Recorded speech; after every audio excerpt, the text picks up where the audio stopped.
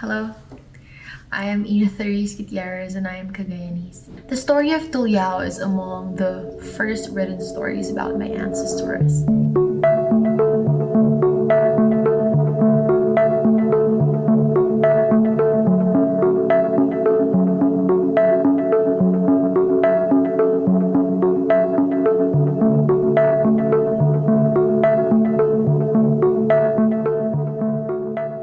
In the previous episode, Taylor introduced us to Tuliau.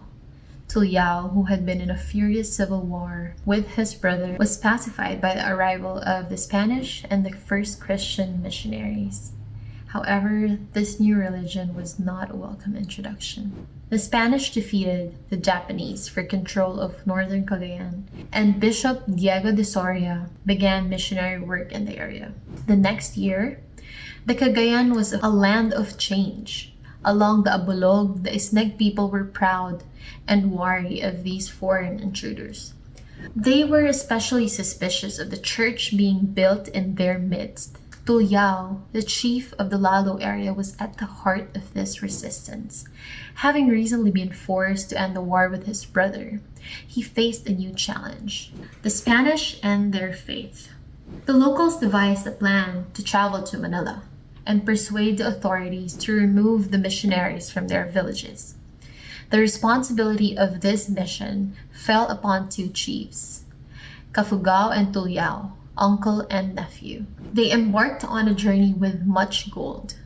At this time, it was obvious that the Spanish were very interested in the gold, and the two chiefs believed that it was their bargaining chip. However, their journey, that was expected to last a week, but was fraught with challenges. The sea, known for its violent temperament, tested their resolve. Storms battered their vessel, and contrary winds seemed to push them back, making their voyage feel endless.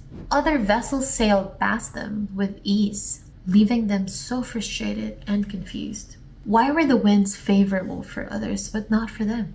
After many days, they reached Vigan, where they were advised by the local chiefs that resisting the Spaniards and their priests was futile. But Cafugao, the elder of the two, was adamant. He urged Tuliau to continue their journey to Manila. Yet the sea remained unyielding. Despite calm weather, they could not progress.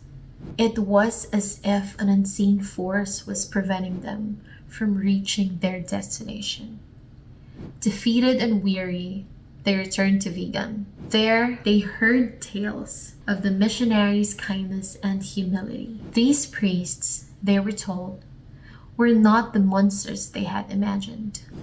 They lived simply, ate modestly, and walked on their own feet. They did not seek riches, but gave what they had to the needy. They healed the sick and cared for the poor. These stories, combined with their harrowing journey, transformed Tuliau and Cafugao. They began to see their voyage not as a series of unfortunate events, but as divine intervention. They returned to their villages not as defiant chiefs, but as changed men. Tuliau's journey, which began with resistance, ended with acceptance and faith. Through trials, challenges, and divine interventions, Tuliau and his village found their way to a new faith and began the process of the Ibanag people slowly accepting Christianity.